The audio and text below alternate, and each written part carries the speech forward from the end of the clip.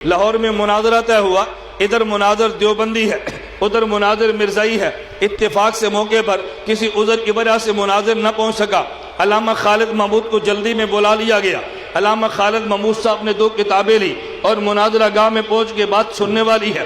مرزا قادیانی کا چیلا موجود تھا۔ علامہ خالد محمود نے ازالۃ الاوہام کا حوالہ دیا۔ مرزا قادیانی کا مناظر کہنے لگا، علامہ صاحب تم نے شرطیں نہیں پڑھی، تم نے شرطیں نہیں پڑھی۔ اب علامہ صاحب نے شرطیں پڑھی تو نہیں تھی، وہ تو اچانک آئے تھے، اگر کہہ دیتے نہیں پڑھی مخالف تعلیمات تھا، جاؤ پہلے شرطیں پڑھو پھر مناظرہ کرنا، یہ دیکھایا مناظرہ کرنے کے لیے۔ علامہ صاحب مناظر دیوبند تھے، علامہ صاحب نے شرطیں پڑھی نہیں تھی، لیکن سوال اتنا عجیب کیا، مرزائی مربی حیران ہو کے رہ گیا۔ پوچھا وہ کون سی شرط ہے جس کی میں نے مخالفت کی ہے؟ نہیں سمجھے؟ وہ کون سی شرط ہے جس کی میں نے مخالفت کی ہے؟ اس نے کہا جی شرائط میں لکھا ہے، بات قرآن حدیث سے ہوگی۔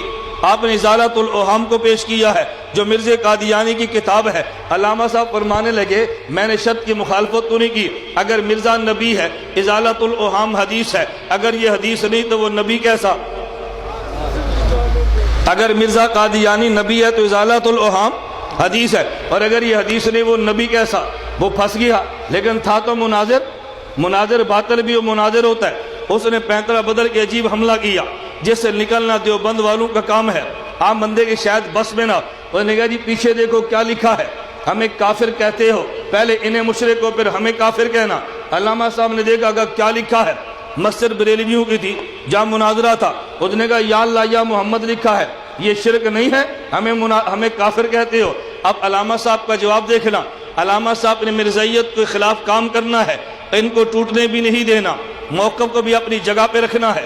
علامہ صاحب فرمانے لگے بھائی کسی نے حج کیا ہو، 2-4 بندے کھڑے ہو گئے، عمرہ کیا ہو 4-5 اور کھڑے ہو گئے، کہا تم جدہ میں گئے ہو، یا اللہ یا محمد دیکھا ہے؟